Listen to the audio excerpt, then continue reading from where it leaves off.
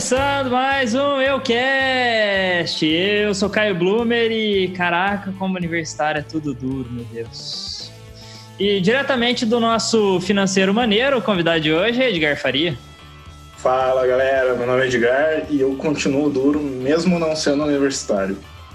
E ele, Guto, o homem poético, a sabedoria Nogueira. Boa tarde, queridos e queridas. Ou boa noite, ou bom dia. Eu tô passando pela minha puberdade financeira, eu considero isso. E a gente vai descobrir um pouquinho melhor o que é ao longo da nossa conversa. Já começo curioso. Muito bom, universitário é tudo duro, né? Nós sabemos bem. Quem não está sendo já foi. Quem não foi talvez seja. Mas esse momento, esse período de começo de carreira é sempre turbulento, então nos reunimos aqui com o Ed, ele que é contador de formação, manja todo dos números, é parte do time do financeiro do Grupo Anga, o grupo que a Eureka faz parte. E como somos todos de humanas aqui e sabemos pouco de números, chamamos o Ed para dar uma orientada aqui. Então vamos trocar uma ideia aí sobre vida financeira nessa época, no começo da nossa carreira, que é tão turbulenta e tão complexa. E bora começar esse assunto, então. Devo acrescentar, Caio, inclusive, que contabilidade e economia é de humanas, mas bem menos humanas. Tá dentro de humanas? É a área menos humanas de humanas, é isso? Era a área exata dentro da humanas, mas é a área humanas dentro da exata. Você já tá me confundindo, velho. Espero que não seja assim no restante do podcast. Eu passei 4 anos da faculdade me confundindo também.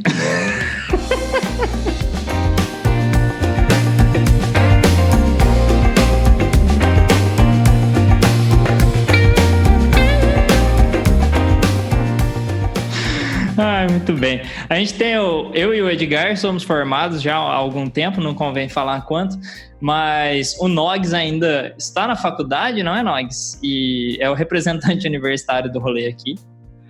Também não convém falar quanto tempo eu tô na universidade, acho que é importante lembrar disso.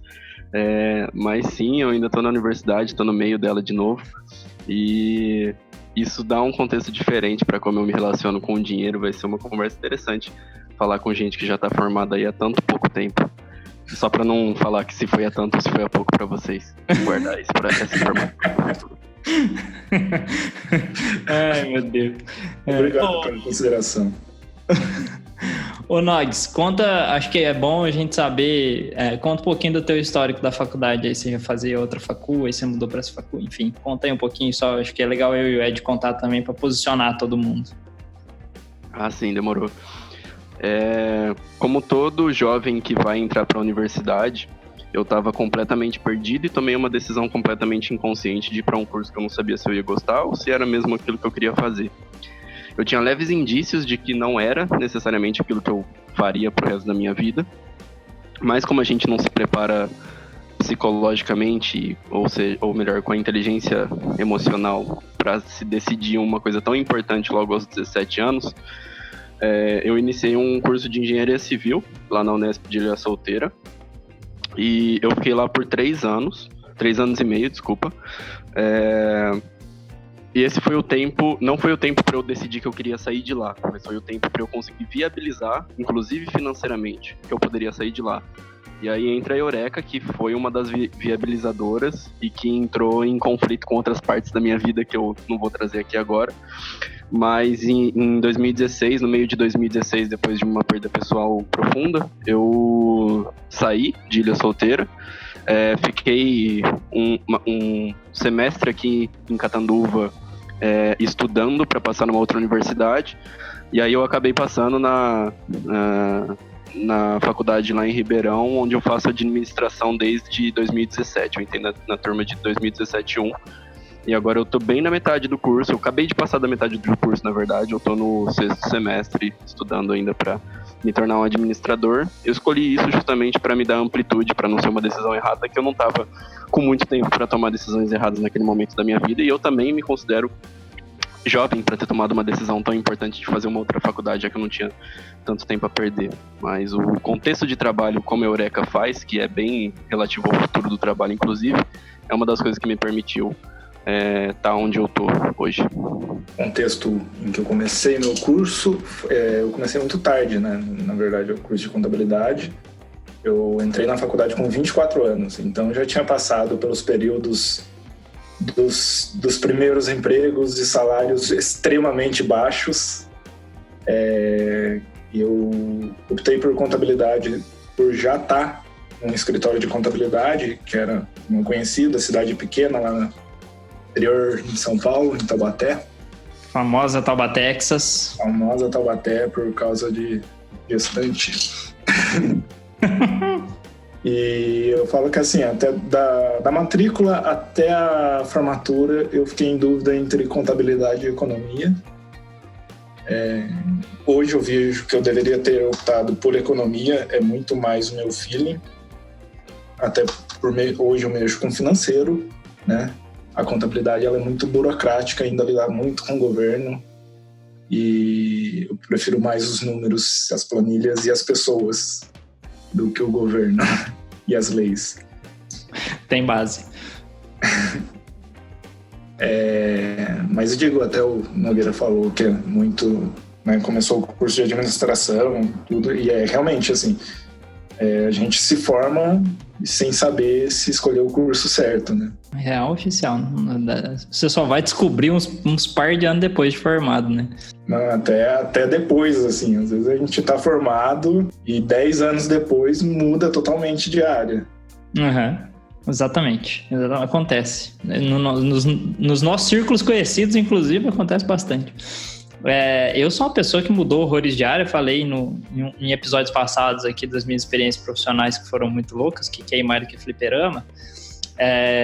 Mas eu trabalhei para pagar a faculdade, né? Saí do colegial em dezembro, em fevereiro, graças a Deus, consegui trabalho, já comecei a trabalhar. Eu fiquei um ano trabalhando, guardando grana só para conseguir entrar na facul. Não era uma pessoa que pensava muito em passar em faculdades públicas, etc., né? Ali queria trabalhar e pagar a facul, então fiz faculdade particular.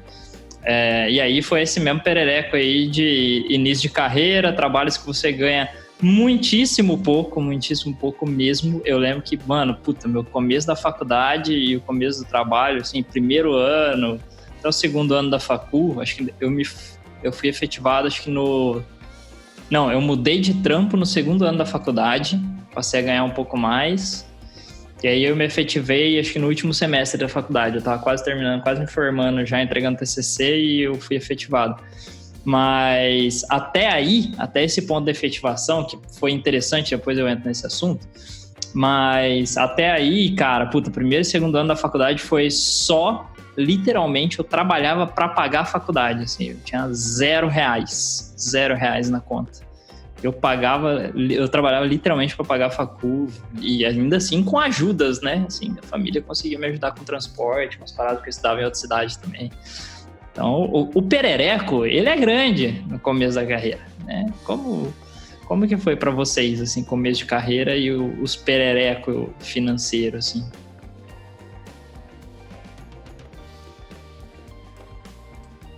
Tá, como o Guto ainda é universitário, vou deixar ele por último. Cara, assim, complicado, né? Como você, eu também não fiz eu fiz uma faculdade que ela é uma autarquia municipal, mas o município não conseguia arcar e cobrava uma mensalidade. Ela tem serviço de faculdade pública, mas mensalidade de faculdade privada. Ótimo. Também, nem você, né? Aquele começo de carreira, tinha que pegar vale transporte, vender, ir de moto por trabalho para complementar, para conseguir comprar um salgado entre trabalho e faculdade. Levar marmita de casa e tudo mais. E aí, no segundo ano, eu saí de estagiário e fui efetivado como analista fiscal, né? Assistente fiscal. Comecei a ganhar um pouco mais, daí você respira. E como um mau financista que eu era, né, de todo aquele rolo de pegar vale transporte, vende aqui, vai de moto para economizar, porque o combustível era mais barato do que o ônibus, aí ganha mais, o que a pessoa faz? Ela vai de carro. Aí aqueles 30 reais que eu gastava de combustível por mês passou a ser 150 por semana, né? Nossa. Porque não podia conter. Em vez de segurar as despesas, manter a despesa, né? Não precisava ficar vendendo vale transporte, mas manter a despesa. Não, eu aumentei a despesa. E a gente não aumenta a despesa proporcional ao aumento do salário. Aumenta um pouco mais. Então, com 3 meses depois de efetivado, a gente vê a conta no banco ficando mais vermelha, coisa que não acontecia comigo, e vai desesperando, né? E quanto mais jovem a gente é, mais ansioso também a gente é. Então, assim, você acumula 3 meses de dívida e quer limpar isso em 2 semanas antes do pagamento. Aí já faz empréstimo para tirar do vermelho, mas ganha mais outra despesa, sem pensar em juros, sem pensar em nada. Então eu tive essas tomadas na cabeça aí, que eu tive que aprender, isso fazendo faculdade numa área financeira, né, na contabilidade. Então eu podia perguntar para o professor, consultar e tudo mais. Mas, né... Ah, que bom!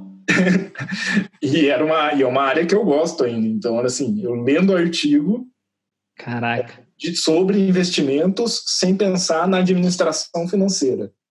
Então, foram vários aprendizados, não só dentro da faculdade, né? Cara, olha que negócio doido, né, velho? Tipo, eu fui uma pessoa meio relapsa, assim, com o lado financeiro da minha vida, porque, porra, não é uma parada que eu gostava. Até hoje eu não sou muito fã, porque, convenhamos, não é legal, né? Você parar ali e ficar anotando tudo. É legal. Eu tenho planilha para tudo mesmo. Eu tenho planilha porque eu tenho que repassar para a mãe, né? Porque 31 anos nas costas, mora longe, mas a gente sempre chama mãe no final do mês. Não tenha dúvida. E é gostoso, assim. É ótimo. Não, hoje em dia eu dou valor, mas veja bem, ser gostoso aí você apela também, né, Edgar? A gente tem culturalmente uma relação bastante difícil com o dinheiro, né? Hoje eu tava lendo um artigo de um financista aleatório, nem lembro o nome do rapaz, mas fala que a nossa relação com o dinheiro é como a relação com a fé, assim, a gente não admite, mas ela tá lá. Se a gente ignora, a nossa vida principal se deteriora. Porque a gente tende a fugir de conflitos, e o dinheiro é tido como um conflito na nossa vida, assim, a gente não sabe lidar, a gente parte de um pressuposto mais ou menos pré-concebido de que a gente nunca vai saber lidar com dinheiro, e na verdade a gente só vai acumulando dor de cabeça enquanto a gente não souber falar de dinheiro, porque quanto mais cedo você aprende, mais você tem o potencial de transformar a sua vida, inclusive em aspectos muito poderosos, como mudar a sua situação social, mudar o seu contexto. O dinheiro, ele se acumula com o tempo em taxas exponenciais, então quanto mais você consegue acumular dinheiro, mais você consegue... Quem mais tem, mais consegue acumular mais também. O famoso dinheiro chama dinheiro. E é bem real, né? Matematicamente acaba se provando verdade isso. E a gente só consegue acumular dinheiro. Parece que a gente nunca vai atingir uma determinada marca, mas a gente acaba conseguindo atingir, assim.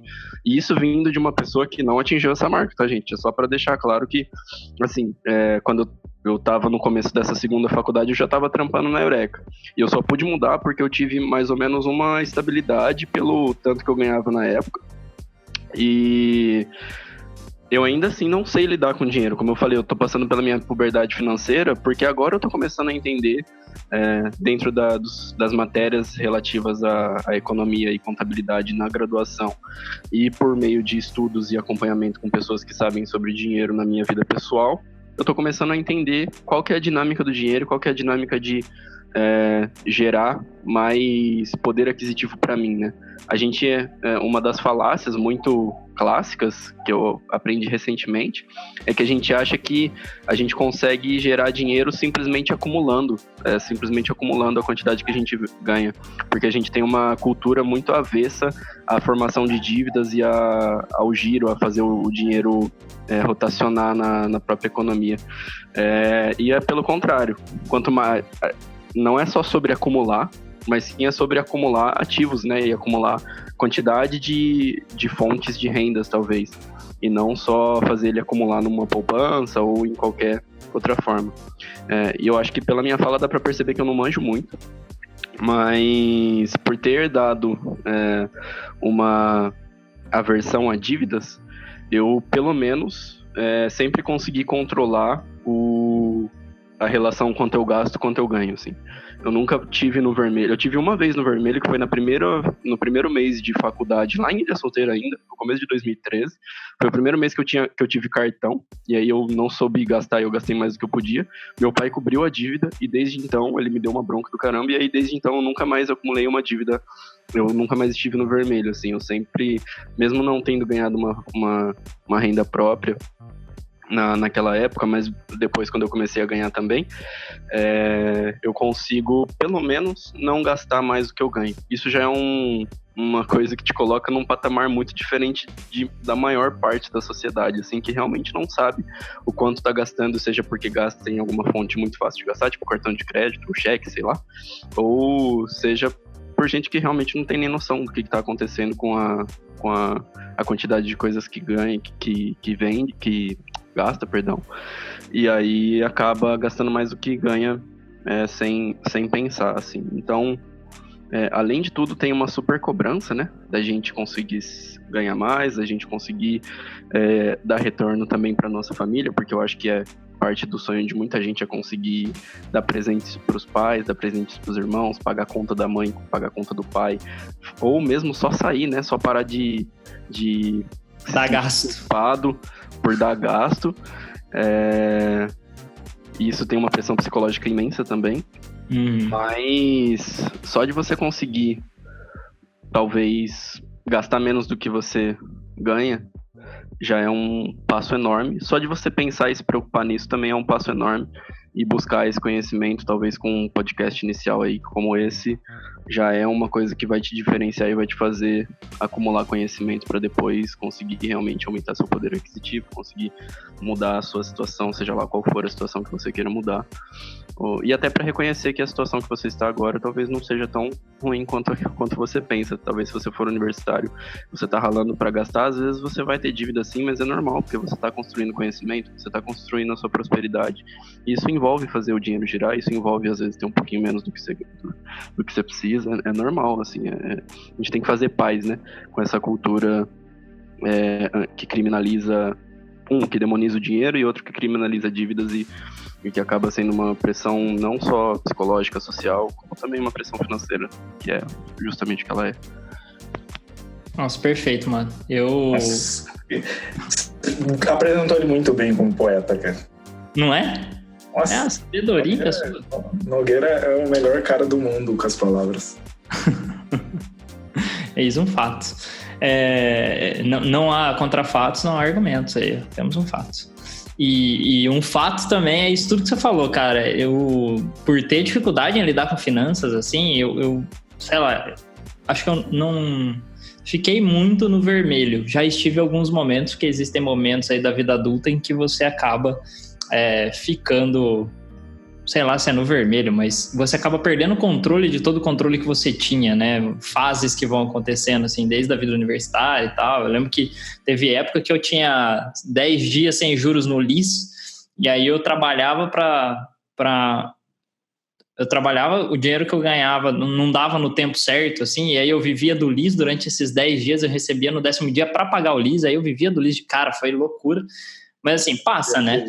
Já tive isso também, de, assim, o LIS ser exatamente o valor do meu salário, sabe? Isso. Sim, eu recebia, ficava no zero, começava um mês eu ia indo pro vermelho. E era esse ciclo. Não sei se eu não conheço o termo por não ter tanta idade, ou se esse é um termo que não é muito... Quando eu ia no banco tirar o extrato e ver o limite. Quando tinha cheque. Trabalhei já aí, paguei com cheque já. Quando tinha, na época que tinha cheque, né? Como falou o Thiago e o Mu no outro podcast. No outro podcast, né? Mas eu tava pensando nisso também. Pra quem não conhece, LIS também é o famoso limite ou o famoso cheque especial, que não é um cheque. Limite de cheque especial, é o famoso vermelho. Ou Exato. menos na frente do seu salário. Aquele descontão que chega. Nossa. Assim que chega seu salário, chega o descontão. Quando chega o contra-cheque, e você vê aquele menos. Aí valor líquido, nossa, que choro. É doloroso. Mas então, eu tava falando que quando eu vivia nessa época aí, eu comecei a estudar, né, um pouquinho, ler um pouquinho para tentar me orientar e tal. Isso que o Nogueira falou, cara, de você ter controle suficiente para não gastar mais do que você ganha, é a premissa que 100% das pessoas orientadas a lucro que eu li na minha vida, ou que eu conheci na minha vida, falaram que é a premissa básica, assim. E, cara, se olhar, é a lógica, né? É lógico. É o norte da bússola financeira. É isso, velho. Tipo, tem que saber quanto que você ganha e quanto você gasta. E sempre gastar menos do que você ganha. Né? Sempre gastar menos, exatamente. Não cair nessa armadilha. Então... Não deixar ego ser maior. Não deixar a impulsividade, que eu acho que é maior do que o ego ainda. E talvez até o conforto, né? Porque quando a gente começa a ganhar mais, a gente vai se tornando confortável com alguns luxos, né? Como, por exemplo, o carro, um Uber, um iFood. Fora, um iFood. O conforto, ele custa muito caro. Tem alguns artigos, inclusive, que falam quanto que a gente gasta inconscientemente com o aplicativo de mobilidade, aplicativo de pedidos, aplicativo de comidas, enfim. E só esse conforto já pode ser uma grande parte ali do seu do passivo do seu mês, que é o quanto você gasta sem nem perceber, assim. Além de, é importante lembrar que essa premissa inicial de não gastar mais do que você ganha é uma coisa muito interessante para se começar, mas a quebra do preconceito de que a gente não vai conseguir nunca lidar com o dinheiro é o segundo passo muito importante, assim, porque a gente vê N contas no Instagram, no Facebook, N blogs, N gurus financeiros falando um monte sobre vários termos que a gente acha que a gente nunca vai dominar, né? E isso vem dessa cultura de demonizar o dinheiro e não querer falar sobre ele. Então, quanto mais a gente puder falar sobre dinheiro, quebrar os tabus sobre faixa salarial, quebrar tabu sobre o quanto você gasta, quebrar o tabu do ego, que é aquele de querer gastar para mostrar, querer ter uma roupa de marca, querer sair para um rolê mais caro, enfim. Todo mundo só por ter, né? Só por ter, acho que isso é importante, porque daí é só por ter, não é porque você curte de fato. Exato, cara. Todo esse tipo de tabuzinho que você puder quebrar na sua mente já vai ser um monte de micropassos que vão te levar muito mais longe do que você percebe. Aproveitando aí essa fala de vocês, a gente compartilhou hoje, precisamente neste dia em que estamos gravando o podcast aqui, a gente compartilhou em um dos nossos canais dentro da Eureka, que a gente tem canais ali que a gente compartilha conteúdo, a gente compartilhou um conteúdo de uma notícia do Valor Invest, que fala que os brasileiros já gastam 9% do orçamento com apps de transporte e outros 7% em delivery de comida. Lembrando que nós somos uma grande parte da população brasileira falando de juventudes, né? Então, com certeza, nós que estamos aí remodelando a forma de consumir, de efetivar o consumo dentro do mercado, né? Gerações Z e Y, aí, millennials e geração Z, temos uma grande responsabilidade em como o mercado vai ser moldado daqui para frente, como esses gastos vão acontecer, né? Então, a economia também depende da gente. Eu vi uma vez uma pessoa fazendo todo aquele resumão de quando você vai morar sozinho, e ela usou um termo muito engraçado, que é, assim, os apps de comida, de delivery de comida, são o novo Eletrobras. Que quando a gente mora com nossos pais, nosso pai vira e fala, apaga essa luz que eu não sou sócio da Eletrobras. E quando você vai morar sozinho, com 3 meses você descobre que também não é sócio do iFood. Tô rindo de nervoso. É legal ver o quanto que essas marcas cresceram também nos últimos anos, né? Sim, nossa. Caramba, no último ano, no último semestre.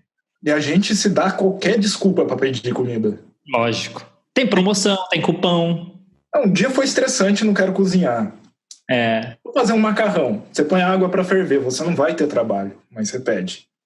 Cara, que é precisamente a mesma desculpa que a gente dá para qualquer outro tipo de compra, né? Vamos dizer assim, para o consumismo. De comodidade, E aí já se relaciona com o hábito que a gente falou no episódio passado. Isso, exatamente. Porque você está acostumado a manifestar de novo esse comportamento de se dar a desculpa e de se presentear com algo que no fim do mês, ou na metade do mês, seja lá quando você paga suas contas, vai ser algo que vai te distanciar de se tornar mais rico, de poder comprar alguma coisa, de poder fazer uma viagem mais da hora. Eu vivo isso constantemente, cara.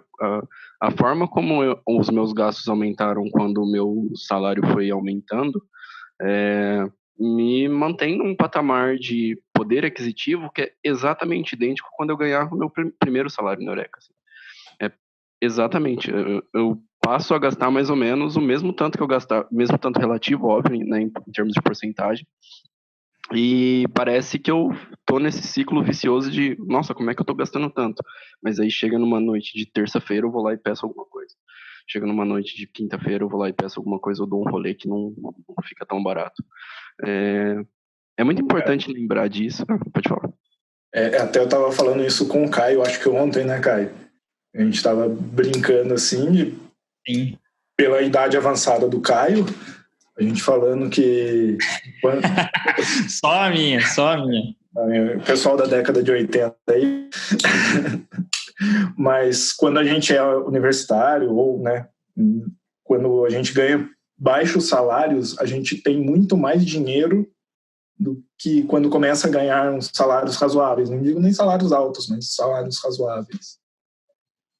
Porque aumenta, você começa a comprar mais coisas, você tem mais poder aquisitivo, você começa a consumir mais. Olha só, aqui tem números mais claros para a gente saber. Aqui nessa matéria do Valor Invest, foi o Guia Bolsa que fez um levantamento, que é um app de controle financeiro. E aí, só de comida, olha só, gasto por categoria em julho de 2019, apps para pedir comida, 7,16% do percentual médio da renda. O gasto com esse item é 7,16%, que é praticamente R$ 126,31 no mês de consumo. Para transporte, tem aqui 9,3% do percentual de gasto e corresponde a R$ 156,34 de gasto médio por usuário com transporte no mês. Tem uma coisa importante, né? A gente tá falando dos números aqui, tá falando de consumir, de às vezes, não tô afim, vou pedir um iFood e tal. Não é endemonizando a parada, cara. Se você curte, quer pedir um Rappi, quer pedir um iFood, enfim, depender da marca aí, do serviço, mas se você quer pedir um delivery de comida, ou sei lá, putz, choveu, você tá a pé, tá lascado, tá atrasado, precisa pegar um transporte via aplicativo, pegar um Uber da vida, um 99 da vida, um 99 da vida. Cara, não é isso que vai te fazer mais pobre ou mais rico. É o controle que você tem sobre o hábito, né? Muito diferente. Assim como o luxo. A gente tá falando dia a dia, mas, eu quero ir no Outback uma vez no mês. Ok, quero rodízio japonês. É caro, mas ok. O problema é fazer disso um hábito, né? Assim, ou descontrolar o hábito, né? Descontrolar o hábito, né? Você se dá... Todo sexta-feira você vai fazer um rodízio de comida japonesa, sabe? Aí pode bagunçar suas finanças. Se você puder financeiramente fazer isso, tudo bem. A questão é o equilíbrio, né? Tudo equilibra nessa vida. Então, daí entra muitas metas, né? Mesmo podendo fazer, se você tem a meta de acúmulo de capital, não faz. Conta mais pra gente. Como é que é esse negócio aí, Ed? Conta mais.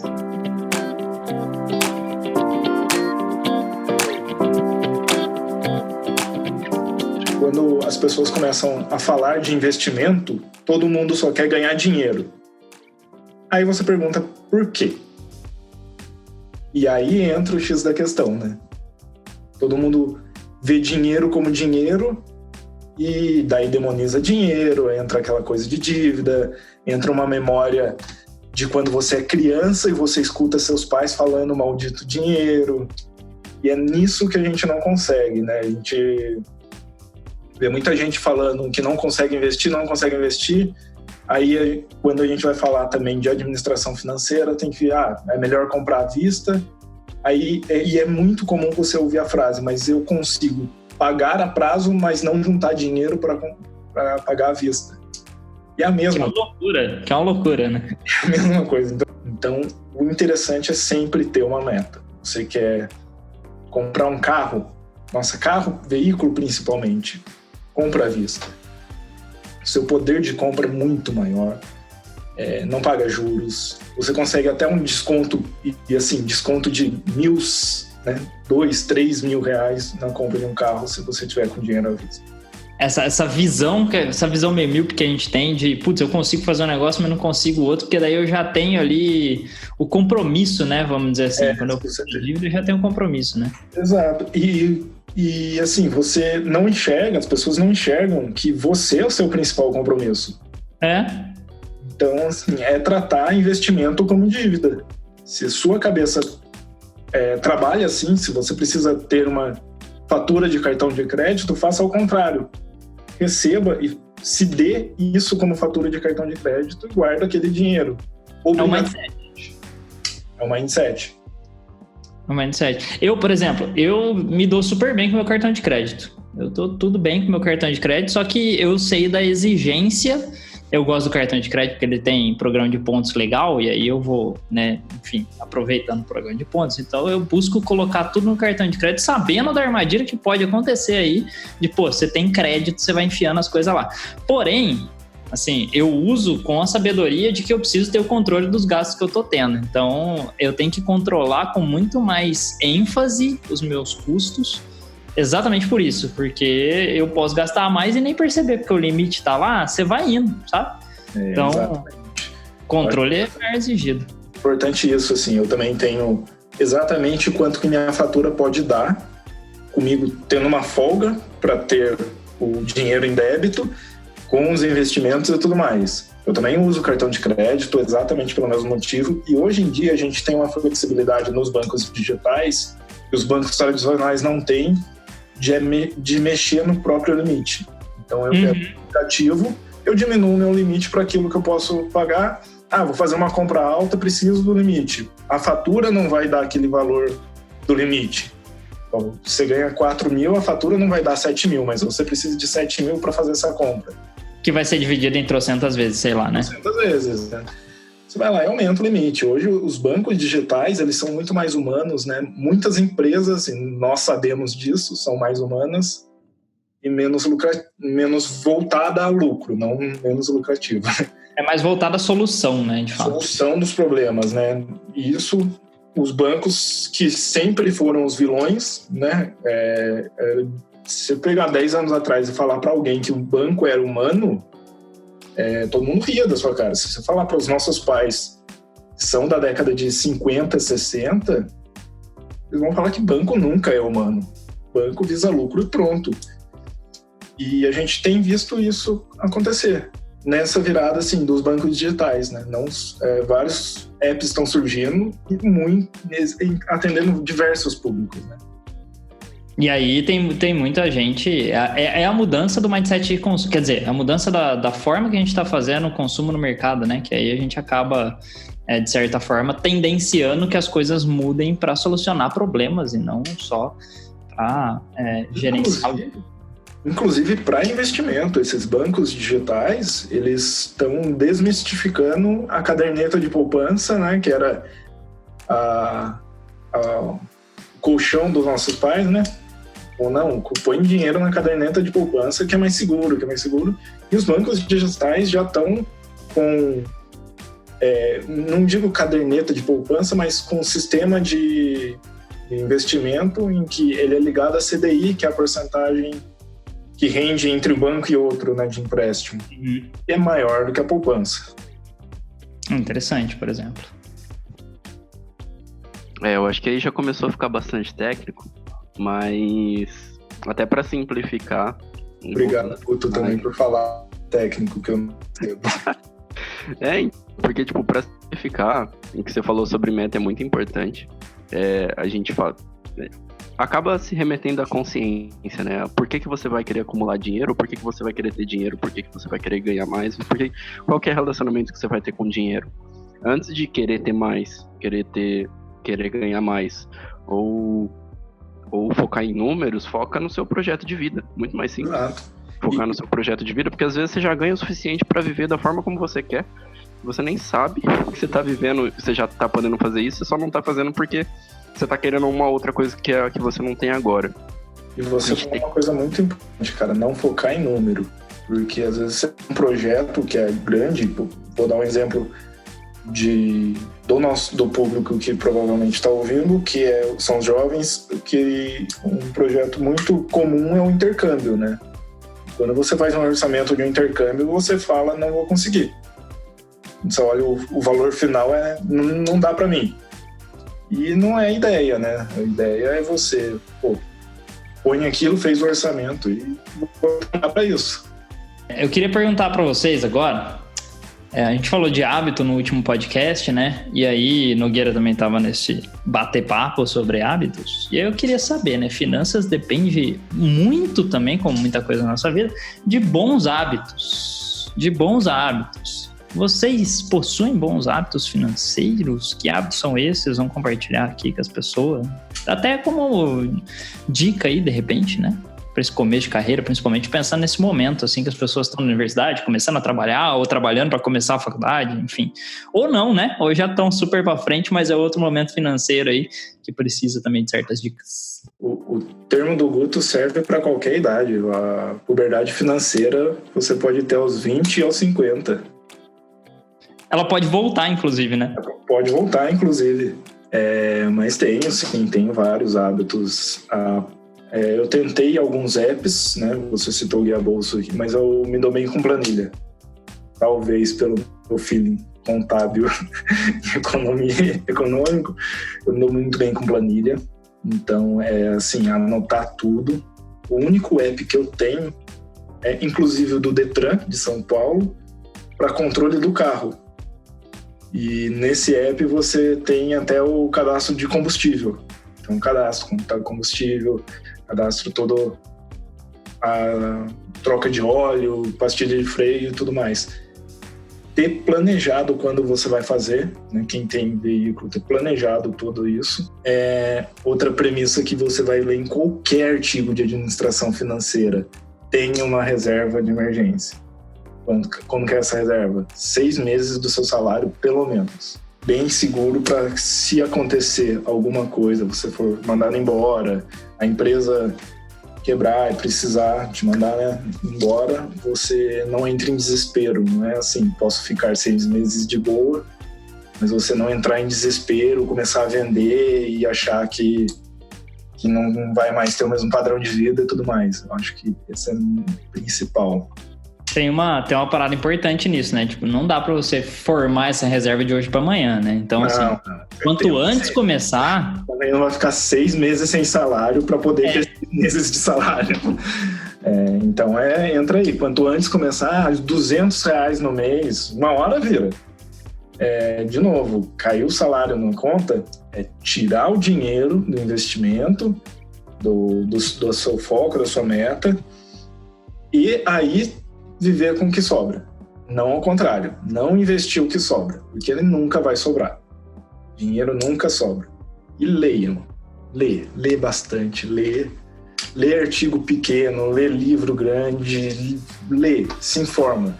Porque o maior medo de investimento é o não conhecimento, por não conhecimento. E hoje em dia a gente ainda tem um podcast, não precisa nem mais ler, dá para ouvir. Pode ouvir, exatamente. Eu já vou começar o hábito que eu tenho, que é o da leitura, que eu iria indicar, mesmo sem o Ed dar o spoiler.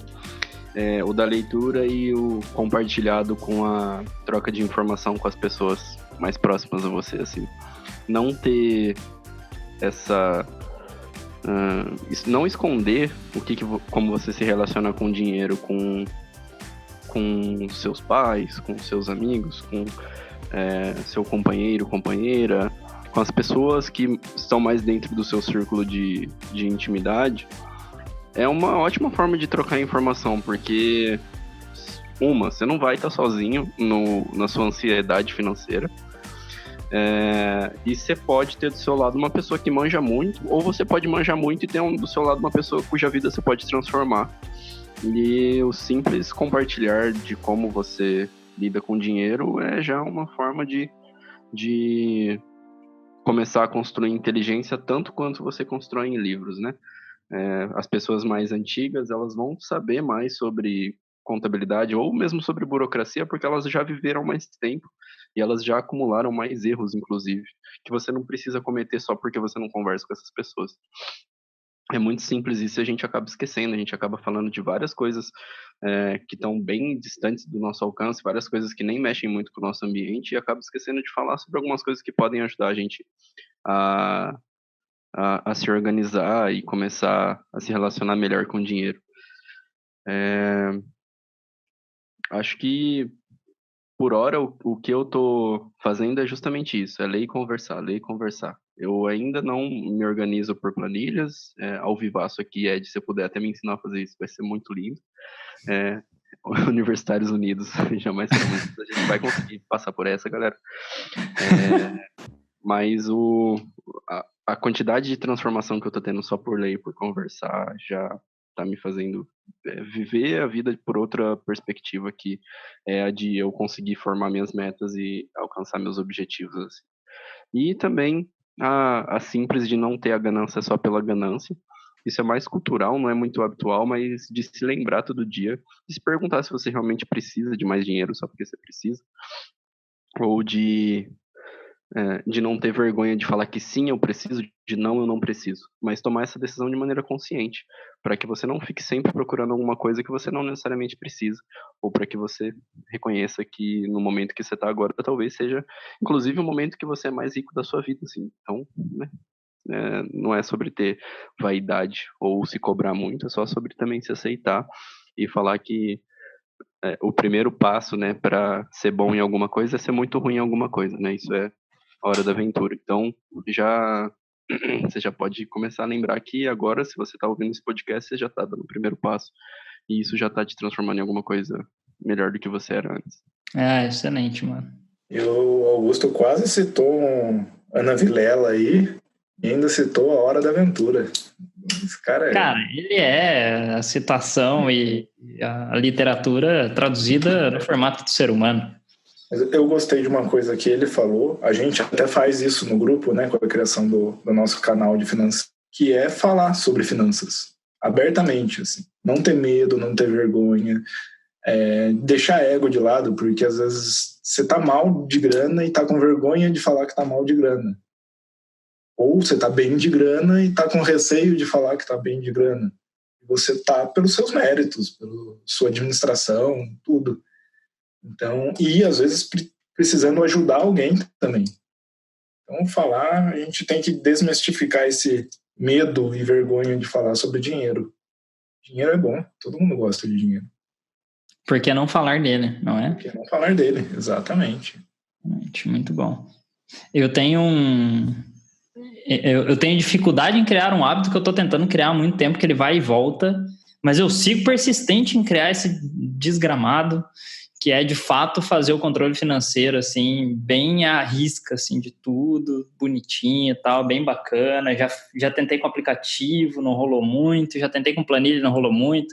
Achei outra planilha que eu agora acho que tá ok, mas é uma questão de hábito, assim, de você parar, ter aquele seu momento de controle financeiro, que é importante, você sabe que ele vai ser importante para suas metas, para o que você quer de fato fazer na vida.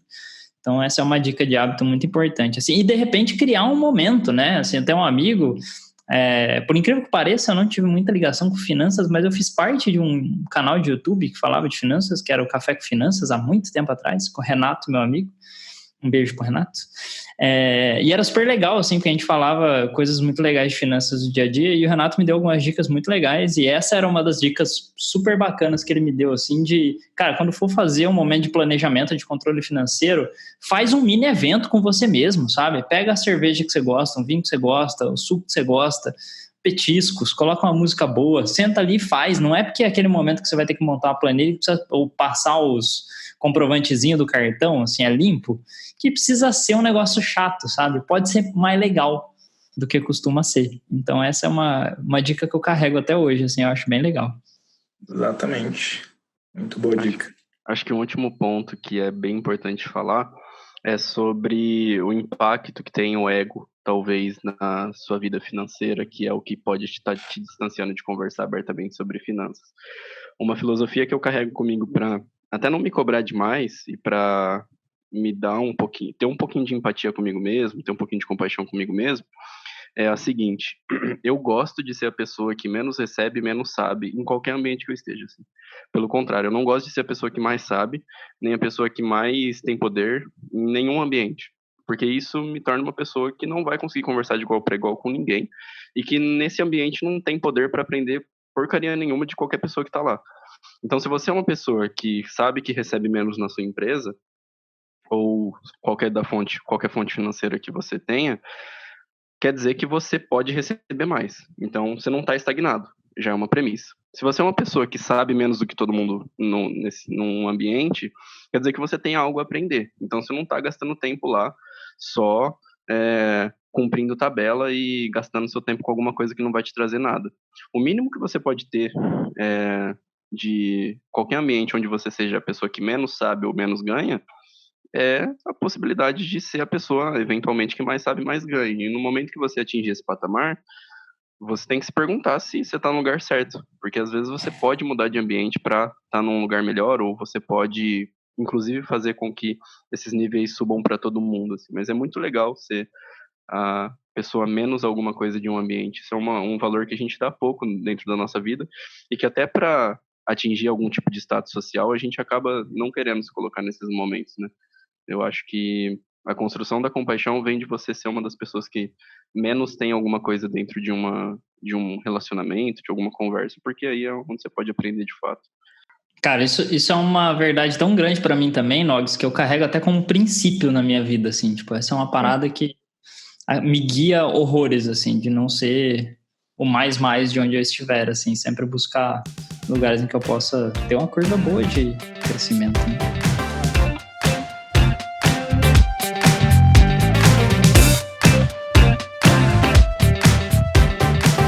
Muito bem, vamos rumando para o final desse glorioso podcast, o tempo passa rápido. Eu falei, esqueci de desmontar. Agora sim, bem ensaiados. E aí eu vou checar o que é composto por duas partes. Agora estamos tradicionalmente colocando duas partes, que a primeira parte é a famosa pergunta como foi para você, e a segunda parte que é deixe suas dicas, né? E já que a gente já falou dicas de hábito e etc aqui relacionado a finanças, eu queria que vocês deixassem dicas de conteúdos legais aqui pra galera que vocês acham legal aí, conteúdo que vocês acham bacana de YouTube, de blog, de podcast, de livro, enfim, o que vocês acham de legal aí desses conteúdos para compartilhar aqui com as pessoas, tudo que estão ouvindo o Glorioso Eucast. Começando com você mesmo, Edgar Faria. Opa! Foi muito bom. A primeira pergunta foi rico em conhecimento. Trocadados. Você que é um glorioso consumidor de podcast, está feliz de fazer parte de um podcast? Muito. Gosto muito de ouvir vários podcasts, inclusive o Eucast. E é verdade, ele não tá fazendo... Não é puxando sardinha. Sai o Eucast e eu escuto já as minhas viagens de carro. É muito mais legal do que escutar música. E canais, cara, eu tenho vários, assim, você põe finanças no Google e aparece, mas eu indico um super que tem ficado muito famoso, que é da Nath Arcuri, Me Poupe. Ele, para administração financeira, é o melhor que eu já escutei. Para investimento, depende muito de cada pessoa, mas para administração financeira, primeiro contato, super indico. Inclusive o livro dela. Para mim é sempre um prazer estar aqui pela segunda vez, mas só de ter feito ao vivaço o pedido pro Ed me ajudar a saber mexer com dinheiro já mostra que o universitário em mim tá vivo e ele vai demorar para morrer. E talvez ele demore mesmo, literalmente, para morrer, dependendo de quando ele se formar. Galera aqui que me entende. Eu tenho uma indicação que é bastante literal.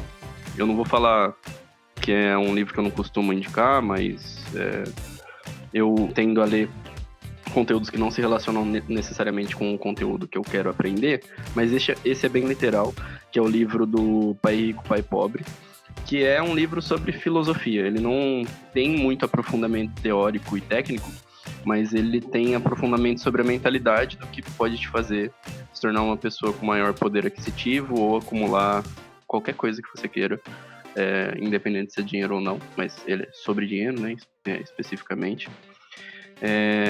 Ele é a minha referência central hoje. Eu tô ainda terminando de ler, falta algumas páginas, mas já é uma coisa que me ensina muito. E eu não tenho o costume de absorver, de consumir conteúdos sobre finanças em qualquer outra fonte, assim. Eu tenho, inclusive, parte da minha desconstrução do preconceito com o dinheiro, que eu tô começando a ler esse livro e tá me abrindo a mente mais do que eu esperava, assim. Isso é muito, muito legal.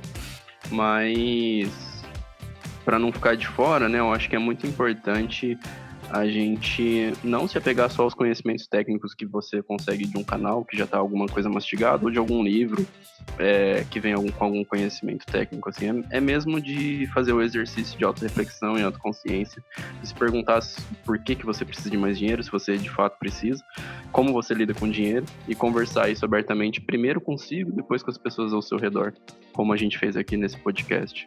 Acho que até para aprender a lidar um pouco com dinheiro, a gente fica super aberto a receber aqui, né, os feedbacks do pessoal sobre o podcast, para entender se realmente gostaram e se isso ajudou de fato, né, a evoluir o conhecimento acerca de finanças, que é o que a gente falou hoje.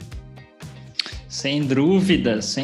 Mandem aí feedbacks pra gente sobre o podcast e esse assunto glorioso. As 2 dicas que vocês deram são dicas que eu daria, sem a menor dúvida. E aí eu tenho mais 2 dicas para dar. A primeira é de um livro que eu comecei a ler essa semana, inclusive. Eu não lembro aonde eu vi a indicação desse livro, mas é um livro chamado Princípios, do Ray Dalio, que é fundador da Bridgewater Associates, que é uma associação, enfim, é uma empresa de fundos, talvez, acho que é a maior empresa de fundos do mundo, se eu não estou errado. E é muito interessante, assim, porque é bem também relacionado à filosofia, mindset, princípios de vida, na verdade, assim, né? Como você coloca algumas coisas à frente das suas tomadas de decisão. Enfim, é um livro que eu estou gostando muito do começo, mas já vi grandes avaliações e recomendações desse livro, então já estou indicando aí enquanto estou lendo. É muito provável que pinte alguns prints dele aí que eu costumo fazer no Instagram. Eu vou pedir para todo mundo falar o Instagram aqui de novo. Mas enfim, também recomendo muitos conteúdos que aí não são extremamente correlacionados a finanças, mas ao mindset e relacionamento com dinheiro. Tem bastante conteúdo relacionado a isso, que é o Gary Vee, que você pode procurar aí no YouTube ou os podcasts, ou no Instagram tem até o Gary Vee em português. Acho que é Gary Vee em português mesmo, @ se eu não estou errado, que é bem legal, assim. O Gary é um empreendedor americano, e ele tem um relacionamento muito legal, assim, a forma com a qual ele trata o dinheiro e, enfim, prioridades na vida e etc. é muito interessante também. É uma questão relacionada a mindset com dinheiro aí muito diferente, então acho que é muito válido. Dá para você acompanhar o conteúdo original em inglês ou o conteúdo em português lá no glorioso Instagram. Falando em Instagram, para mim também foi maravilhoso aqui. Eu sempre amo de paixão esse podcast, eu sempre gosto muito de podcasts. E foi muito obrigado, Ed, de você ter topado trocar ideia com a gente aqui, falar de financeiro. Você é o homem do canal do Financeiro Maneiro. Muito obrigado. Precisar, só chamar. Tamo juntos, obrigado mesmo. Você vai voltar aqui, obviamente, vamos falar mais de finanças, né? Estamos começando vários assuntos que daremos continuidade em breve aqui com outros focos. Ao mesmo tempo, quero pedir para que suas pessoas aí deixem as arrobinhas no Instagram, né? Deixando a minha arrobinha aqui, é o @CaioBloomer. E vamos lá, Edgard, você... @Edgard, com D no final, sem nenhum I. M Faria. Edgard M Faria, o homem que posta muitas cervejas e também muitas dicas interessantes lá. Quero. Muito bem. Nogueira, você e a gloriosa sabedoria. Meu Insta é @GutoMNogueira. Quem quiser seguir, fique à vontade.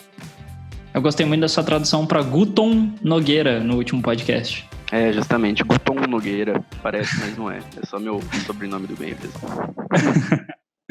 Muito bem, então eu espero que vocês tenham gostado. Não esqueçam de conferir as gloriosas oportunidades na plataforma da Eureka, tá cheio de oportunidade aberta ainda. Então cola lá na plataforma para você conferir as oportunidades abertas. Não esquece de acompanhar a gente na social media tudo e a gente se vê no Elcast da semana que vem. Um abraço, obrigado, tchau, valeu, tchau.